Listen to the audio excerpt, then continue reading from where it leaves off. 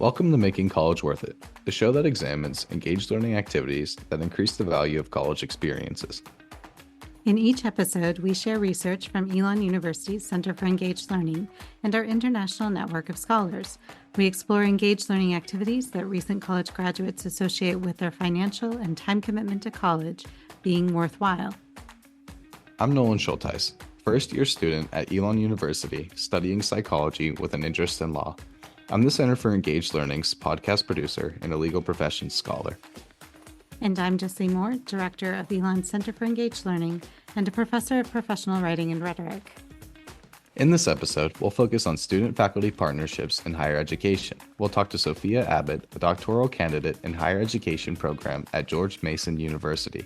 She currently works as a graduate assistant on the Anti-Racist and Inclusive Teaching team in Stern Center for Teaching and Learning, and she's a co-editor of The Power of Partnership: Students, Staff, and Faculty Revolutionizing Higher Education.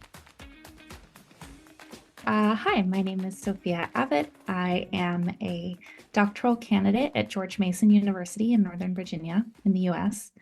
And I also work in the Stern Center for Teaching and Learning, which is our teaching and learning center here on campus, as a member of our inclusive teaching team, focused on assessment and like resource development and things like that.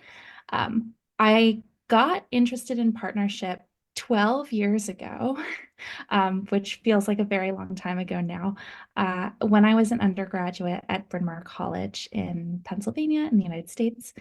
I was a student partner through the SALT program, which is the Students as Learners and Teachers program. That is a program that's focused on supporting students and faculty to sort of work together in an intensive semester or year-long partnership where students are going into the classroom and observing their faculty partners teaching and reflecting back to them what they're seeing in the classroom. And I got so excited about this kind of work and so just sort of intrigued with the process of reflecting on classrooms and reflecting on my own learning through the conversations I was having with my faculty partners over the years, that I ended up designing my undergraduate major to focus on that kind of work. It was called Educational Identities and Empowering Pedagogies. So it was a self-designed major that sort of brought in education and English and women and gender studies and history and sociology, and really let me just focus on how we teach and learn together and in relationship at the university level. And I stayed super interested in that. I couldn't really let it go. It felt like really important work. I felt really empowered and agentic when I was doing it. It gave me a sense that I had a voice at the university and that I could create change. And all of those things were also things that I saw some of my peers who didn't have that same opportunity or weren't participating in the program, like very much not feeling when they were in college. And so I also felt like more students should get to have experiences like this, and how can we make more spaces where students get to be working in these really cool, empowering ways and affecting change that directly impacts them and how they are doing college. So I went on to work at a teaching and learning center in Texas. Then I did my master's at Elon, where I got to work with Jessie and Peter and folks in their team, and continue to think about these kinds of relationships. And now I'm doing my PhD at George Mason, and my dissertation is focused on ways that feminist instructors do co-creation in the classroom, all of their students sort of together. So I keep thinking about partnership. It keeps being this really strong thread in my work and something I continue to feel really excited about and passionate I love for. all those examples, and Nolan's next question for you is going to ask you to pull a few more out, but I just want to acknowledge that that's such a rich array of partnership experiences just in your own trajectory. Thanks. I feel really blessed to have been in lots of spaces where people were excited to work with me and for the most part not threatened by a random undergraduate sort of coming up and saying, hey, have you ever thought about this? And I think that speaks to the creativity and thoughtfulness and generosity of a lot of the mentors that I've had throughout my experiences, both in undergraduate and my undergraduate experience and moving forward. But it's also something that I think is a generosity that many more people could develop as a habit. And so I'm also excited about that Yeah, I was just gonna possibility. say as well, your story is very inspiring in terms of like just seeing the amount of raw passion you have for the material you're teaching and learning about. I think like, yeah, like Thanks. discovering it naturally and then being like, oh, this is it, this is what I want to do. Like just even seeing you explain it, you're energetic, you're smiling about it. Like it's great to see that there are like people out there that want to, put new information out into the world and are very passionate about it. I will say I have ADHD. I was diagnosed with it after I went like 2 years ago, so pretty recently. And I am realizing that part of my excitement for this is the reason I've been able to do it. That it like because it's the thing that keeps driving me and keeps me energized and gives me a sense of engagement and connection to people, and like continually sort of refuels me because of those relationships. That's like how I can keep following this path and how I haven't gotten burnt out on higher education and academia, which happens to many people and is a sort of tragic element of the way our systems and structures sort of put pressure on people to be in certain ways. So that people were willing to let me make my own major or willing to let me sort of like fiddle with what is allowed in higher ed or willing to let me do sort of independent studies and other things is also how I've been able to keep this excitement For and listeners who energy. aren't familiar with student faculty partnerships, could you offer a few examples of what they might look like or entail? As I mentioned, my initial experience was in a more formal program, a kind of student consultant model where I was like partnered with a person. I wasn't the student in their class and I hadn't been a student in their class before. It was usually cross-disciplinary. It was with a professor in a discipline that I wasn't familiar with for the most part. And those were sort of structured, like we had meetings with other student partners each week, in addition to the weekly meetings that I had one-on-one with my faculty partner. That's all sort of a structured, formalized thing that I could do that I could get paid for as a student at Bryn Mawr. And those kinds of programs exist now in quite a few places across the US and across the world, and are sort of continuing to grow as people get excited about what you can do in that kind of co-curricular space. But there's also lots of other kinds. There are a lot of examples of folks doing research together about teaching and learning. So around the scholarship of teaching and learning, using SOTL as the sort of central thing that a student and professor, or several students and several professors and librarians and other sort of academic staff around the university might come together to sort of collectively think about and explore and seek evidence for and analyze and write on.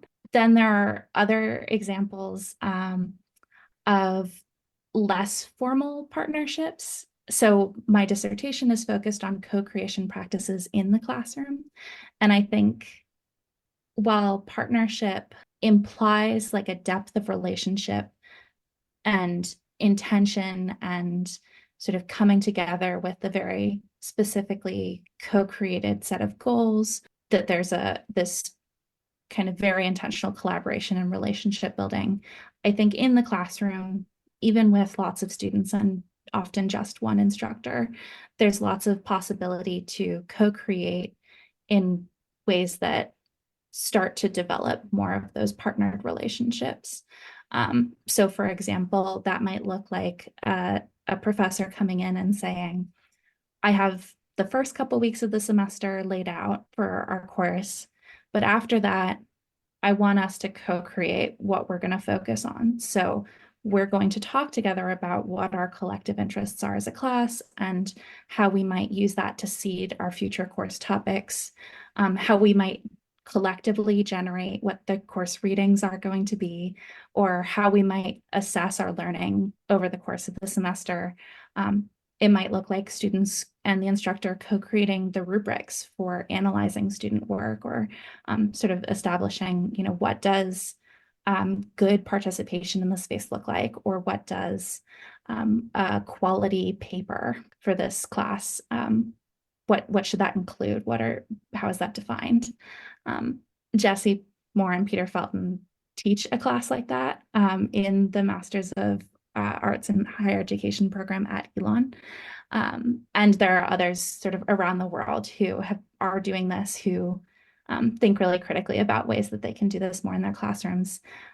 Feminist instructors, people who sort of identify as using feminist pedagogy and are in the women and gender studies space or in other spaces, but come into those spaces with this grounding in feminist theories and philosophies, often also will use those kinds of practices because it's a way of embracing that knowledge is a co-created thing, that you can't have knowledge without dialogue and multiple people's perspectives and voices coming together to create it.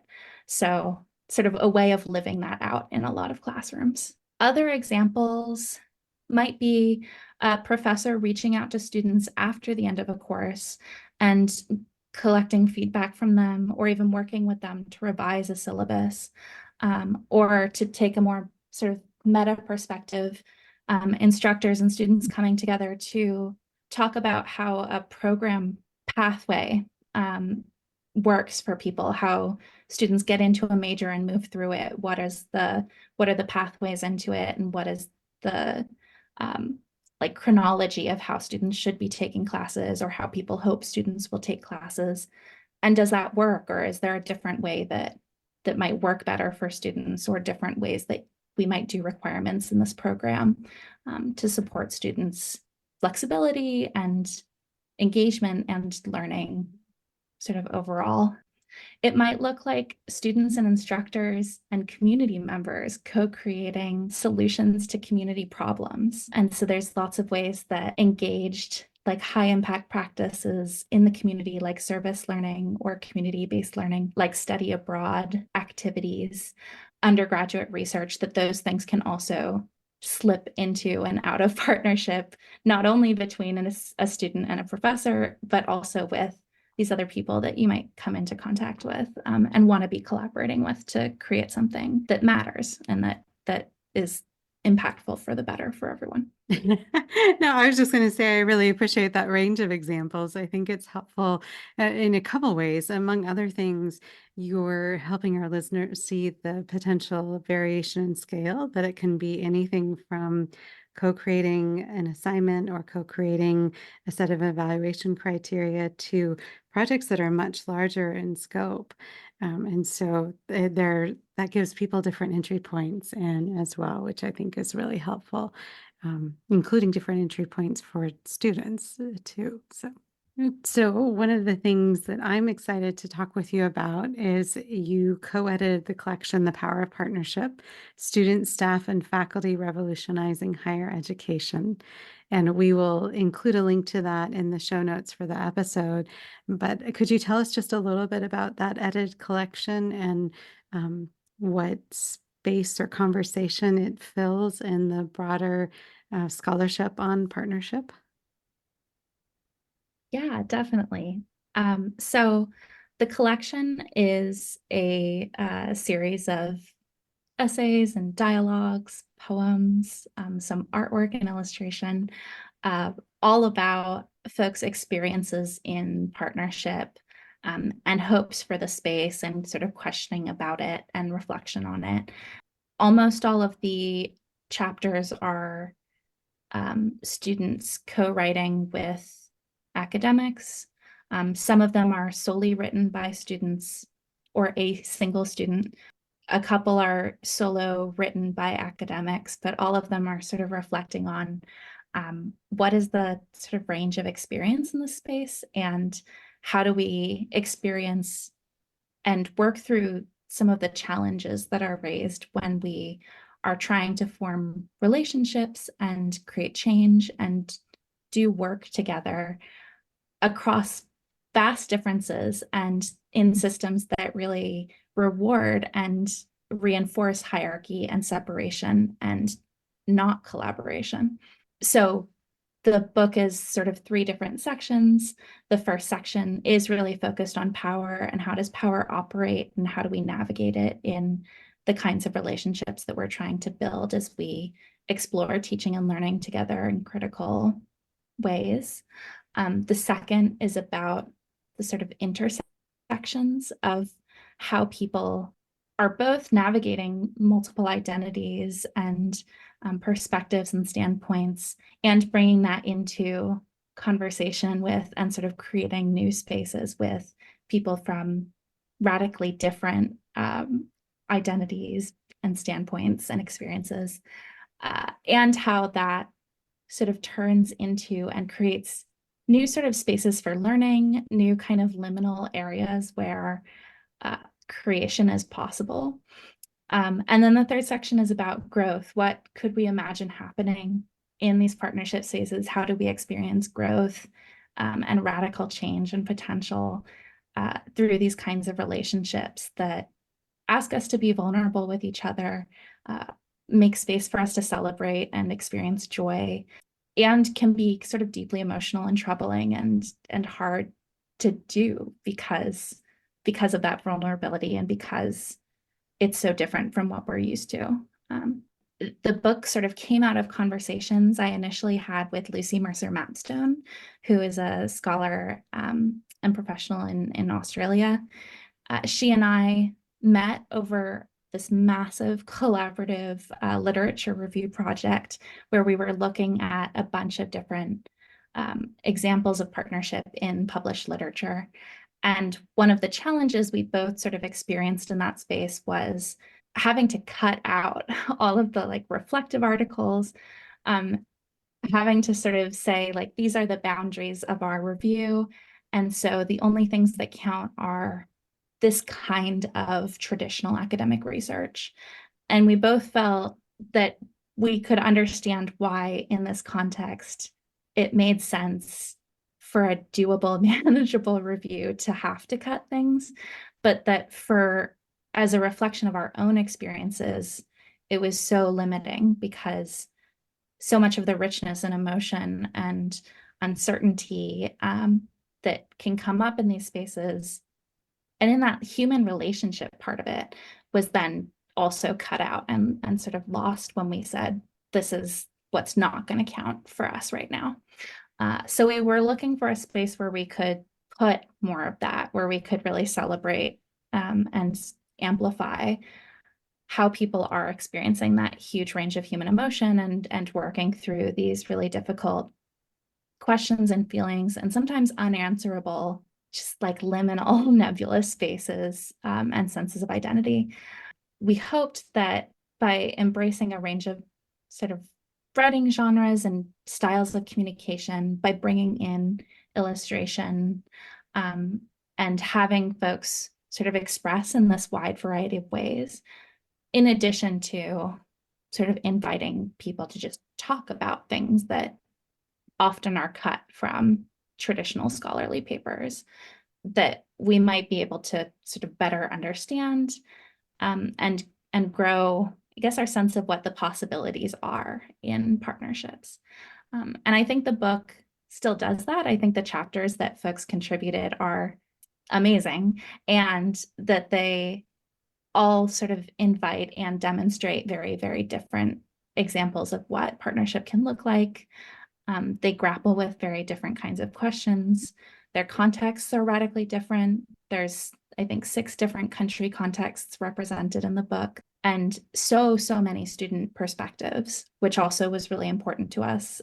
At the time, few students authored work on partnership. Now there's been a huge explosion that folks are really much more, I think, embracing the opportunities of co-authorship, as well as students sort of solo authoring works in the field, or authoring with other students' works in the field. So can't say that our book is responsible for that, but it's really wonderful to see that explosion of and sort of embrace of more in the sort of scholarly academic communication And I should space. be transparent that I am a little bit biased with this book because it is published in the Center's Open Access series.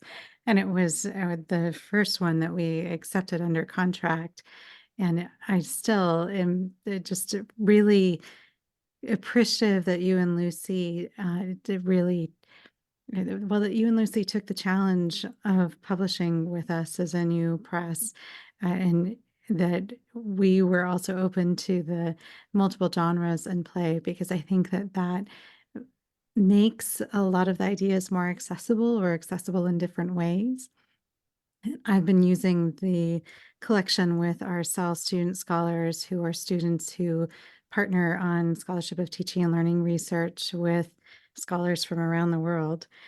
And with each new cohort of students, they find new entry points and new excitement through the collection. So it's your intentionality with integrating so many student voices from so many different contexts, I think really helps make the collection accessible to exponentially more readers. And I'm really grateful for the work that you and Lucy put into that, because I also know it's not easy managing that many authors in a collection, but it really is paid off well for readers, and I think has had a tremendous impact, even if you're too modest to own it. Thank you. That is really lovely to hear. And I mean, it came out right before the pandemic.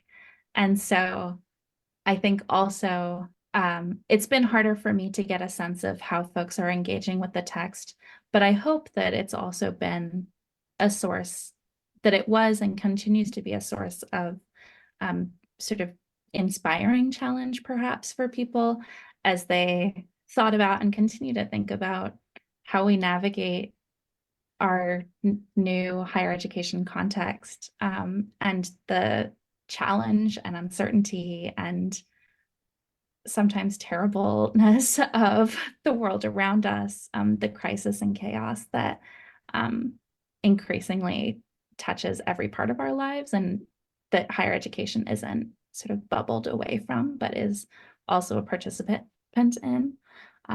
So I hope that it's been fun to sort of return to this and think about this more recently, partially because of this work that I'm now doing for my dissertation. But yeah, I hope that it can sort of challenge people to keep thinking in more open ways about what we can do together. Absolutely.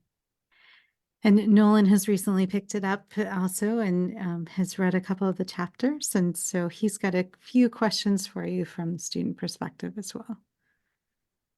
I would also like to offer a student perspective before I ask this question. When you had mentioned working into, introducing people from different backgrounds, different cultures, and trying to work around how partnership is being, kind of forced onto that, and the troubles with it. I'm actually taking a leadership facilitation course right now through Elon. And we had just recently read an excerpt from something about how it's almost the same way in even facilitating and teaching a classroom, in that the strategies we have for educating don't exactly hold up to including everyone. And it's not exactly a one size fits all. So I saw that parallel almost immediately when you had mentioned that like it seems education as a whole is kind of being looked at and meticulously picked at, and seeing what we can do to refine the process. And it's good that it's not only through a teaching lens, but it's also through a community and partnership lens of how can we improve not only the teaching, but the partnership that goes on during the teaching. Yeah, definitely. And I think it's a lot easier for classrooms to be spaces where students sit back, professors are the sort of font of knowledge, pouring that into students' empty vessel heads. It's easier for everyone to operate in that way. It's not good for anyone, but it's easier. And it's much more challenging, but much more worth it to take the time to get to know the holistic, complex collection of really just like deeply wonderful, incredibly different human beings that are present in a classroom space. And that's that can be a lot easier in some contexts and much more challenging in, say, a 300-person lecture hall. And I think some of that relationship building and thinking really creatively about how we are together and how we can learn and be together is productive both for and worth it, both for sort of classrooms at all scales, but also how we then move beyond the university into any other space, into like a deeply divided world where people continue to have challenges communicating with one another and reaching across difference, and taking other perspectives. That I think this can be a nice way to practice the kind of democratic communication and engagement that is really necessary for us to create an actually inclusive, actually like works for everyone society. And we're definitely far from that. So we've got work to do, but I see a lot of potential in what's happening just in these spaces as practice for and preparation for those other kinds of interactions and communication. So, as a student who has a get it done and leave attitude as well, how do you suggest students like me can grow to engage in these positive ideas and partnership collaborations? That's an excellent question. I think first, I don't think anyone can be forced to do partnership. That doesn't work. You can't be forced to be in relationship with someone. You can't be forced to make yourself vulnerable or trust or sort of share responsibility for something. So there has to be consent in the process. And also, I encourage folks who are sort of resistant to the idea of the challenge that it takes, the extra steps that it takes, the emotional vulnerability that it takes, that we're often not encouraged to practice and often encouraged to sort of filter away from the classroom. But that this is an opportunity to make your educational experience work better for you. And so from a purely efficiency standpoint, it will help you get it done better, for the long run. And so from that standpoint alone, I think it's well worth it. I certainly had classrooms where, and I'm sure you've experienced this, where you sort of are sitting and feeling deeply frustrated by lack of conversation or folks not showing up in sort of engaged ways, or just not feeling engaged yourself in the space, not knowing what to do next, not feeling clear on an assignment's intentions, feeling like certain readings or course assignments or activities are really just like a waste of time and not productive for anybody. And so I think partnership gives us the tools, and these kinds of teaching and learning partnerships give us the tools to approach instructors and ask openly, what are your goals for this assignment? What do you hope that I'll sort of learn from doing this or get from this to apply to my future classes? Or to approach your peers and to say, how can we collectively make this a better experience so that we're getting what we need out of this space, so that we can go on and continue learning and be successful in the way we're engaging with things that interest us, things we feel passionate about, both in sort of other classroom spaces and in our future lives. Yeah, it's about sort of developing a set of, I think, skills and awareness to advocate for yourself, and that serves everybody. So, what would you like college students and the people who support them to know about partnership projects? I think the first thing I would want students to know is that it doesn't have to start with the professor. You don't have to wait to be asked to join in on a project or invited to do research with someone. If you have an idea, if you are feeling frustrated, if you feel passionate about ways that small changes could happen that would improve your own learning experience and your peers' learning experiences. You don't have to wait to be asked. You can take it upon, you can, and in fact, you have a lot of power in the university, more, I think, than a lot of students realize, to actively advocate for yourself, to approach a professor and say, can we talk about this and think about how I might both fulfill the intentions of the course and your learning outcomes, and also make this work for my own passions for learning, or my own the sort of individual goals I have for my career, or the topics I'm really interested in, or the ways I want to expand my experiences or mind around different sort of content areas. So those are sort of little things. You could also approach professors and say, what you're doing here is really cool. Could we explore this together? Like, is this something you've studied, or is this something that you have written about?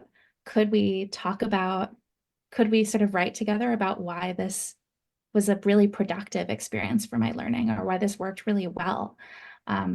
Those are all things that journals, teaching and learning journals, would love to hear about, would love to hear students' perspectives on, and that instructors, I think, also don't always realize that, like, scholarship of teaching and learning, for example, is work that they can do and that is valid and valued, and valuable for lots of people. So students don't need to wait to be invited.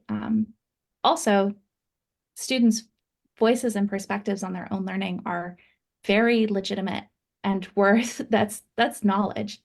And I think students often are not encouraged to recognize that that's the truth, because if they did, it would be a whole lot harder for institutions to sort of get away with dismissing students' perspectives and feedback processes, or ignoring students' complaints about all sorts of things. But students' perspectives are super legitimate. You've been a student for your entire life, basically, and you're an expert in being a student at your institution, which most faculty are not.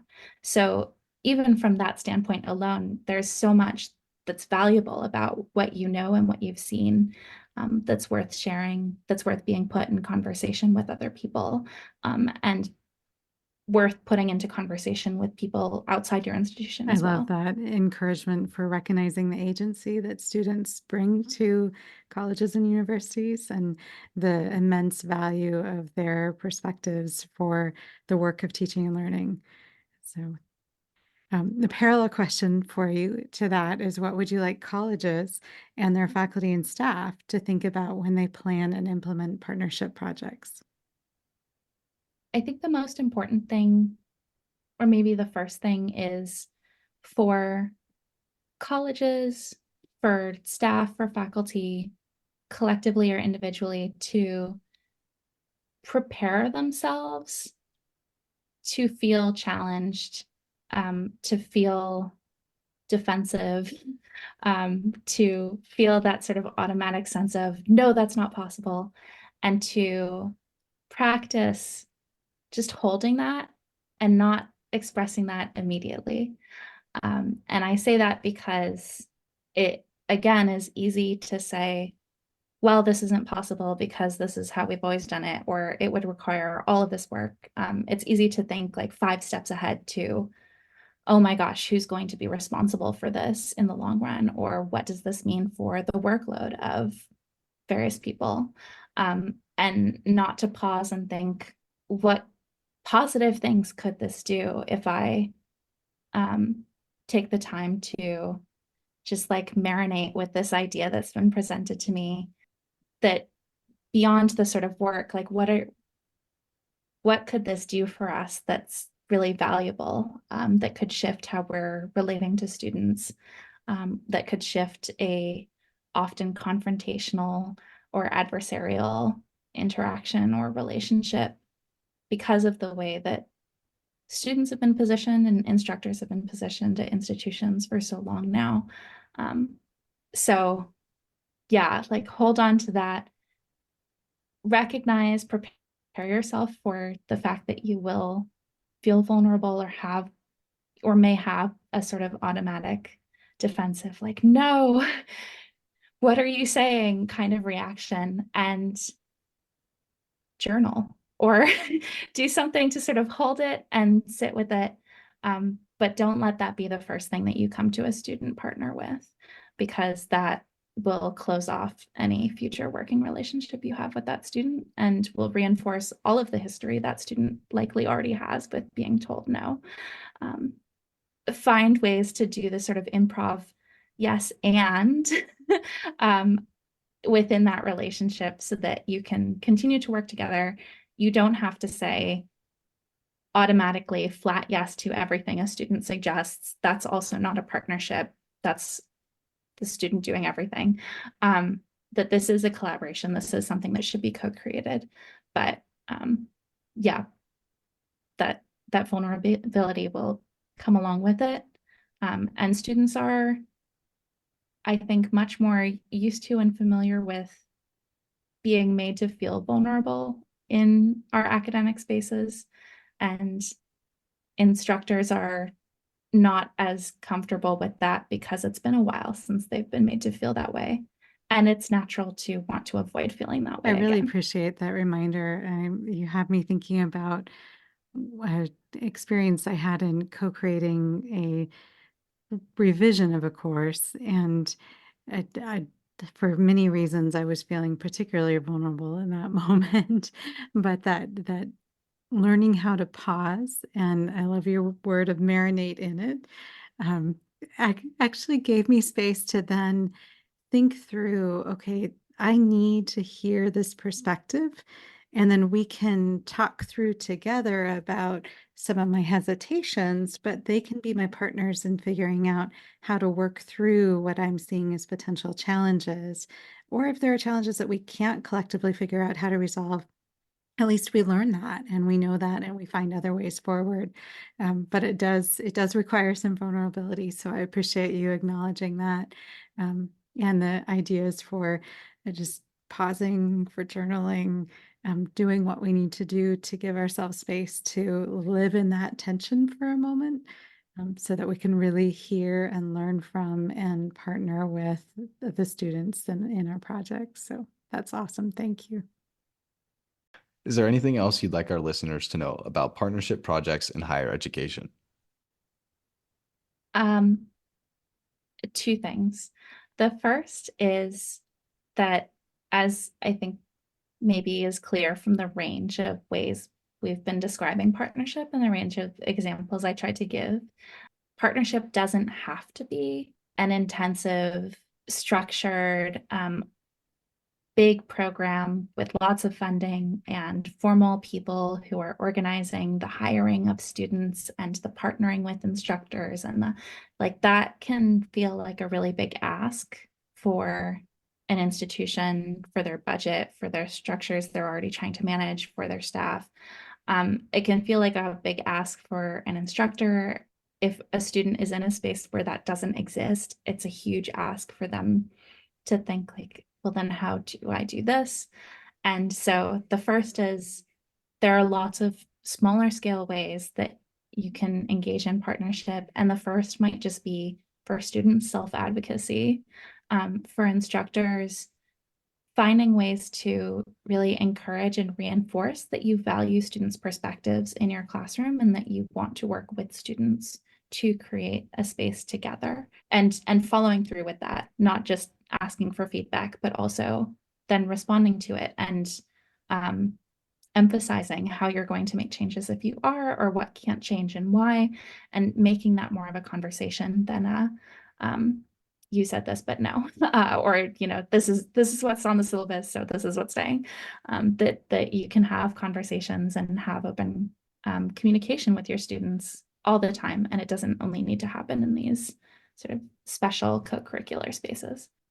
The second thing I remember is that I think, in addition to, it doesn't have to be a particular scale, is that it is not a process that's perfectible, that you shouldn't go into a partnership worrying about making it a perfect experience, that there will inevitably be bumps in the road and challenges and disagreements, and that those don't have to be the end of your partnership. Those can just be bumps in the road or disagreements that you sit with, that you work through, that you talk about, that maybe you don't resolve, and that can happen. And that's okay in a lot of cases.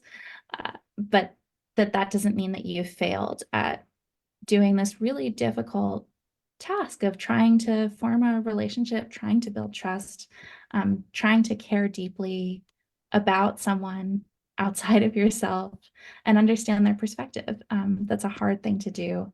It's a lot of emotional labor, and it's worth doing for all of these other reasons, for the refueling you get from experiencing this relationship, from the change that you're capable of making, and the way that eases your interactions and makes the learning environment more collaborative and shared, and the way responsibility is engaged, in the way that enhances how people learn, and gives folks a sense of agency and power, and in the way that prepares everyone to be engaging with the world in more thoughtful and sort of critical Thank ways. you. What a fun conversation to reconnect with you and learn from you about your own evolution and partnership and some of the tips that you're offering our listeners. Thank you for making time for it. And thank you again for sharing your expertise, and always good to catch up. So lovely. Bye.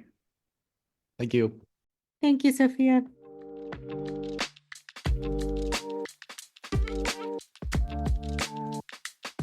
So Nolan, that was a rich conversation with lots of nuggets of information about partnership and also tips for pursuing partnership.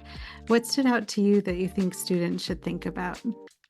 I think the part that stood out the most to me is the fact that partnership can't be forced on us, and we as students really have to be willing to try and interact in a partnership way with our professors and even students in the classroom. I think for me personally, I do struggle to make partnerships in the classroom because, I've been raised my whole life to find it much easier to just do my assignment, turn it in, and get my grade.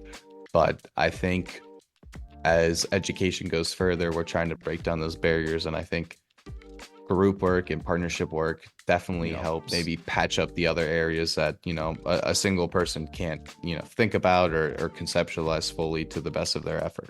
And hopefully also recognizing that as a student, you can approach a faculty member and offer suggestions or ask for clarifying questions, or just ask, what are you hoping our takeaways are, which then might be an opening to talk through things that are challenging in the classroom that could be tweaked if the faculty member knew that it wasn't landing the way that they intended it to. Yeah, it seems like there's a real underlying theme in most of these conversations we've had with these professionals, and it's that students need to take ownership of their learning and not really continue to rely on the institution and the professors to kind of just pound it into their head. Yes, it definitely is a partnership activity in all of education that we as professors and staff are here to guide and to share some of our expertise, but it is definitely a two-way streak, and all the more effective when we can collaborate on the enterprise. So the one other thing that I wanted to comment on that stood out to me is Sophia's acknowledgement that it requires vulnerability for both parties, that there's some risk-taking for students in engaging in partnership with professors and what is traditionally a power hierarchy in higher education. And there is a vulnerability for faculty and staff in being open to questions and suggestions and really generative collaboration with students. And as Sophia said, others potentially in the community or in the institution. So honoring that it's not always easy, but that it is worth the risk if you can embrace it and give it a try on any scale, whether that's starting with a revision of an assignment, or whether it's a larger scale, getting student feedback on what they're seeing happening in a class, is in the SALT program that Sophia mentioned. So lots of range of opportunities, but it starts with a little bit of vulnerability and hopefully ends with great rewards for everyone involved.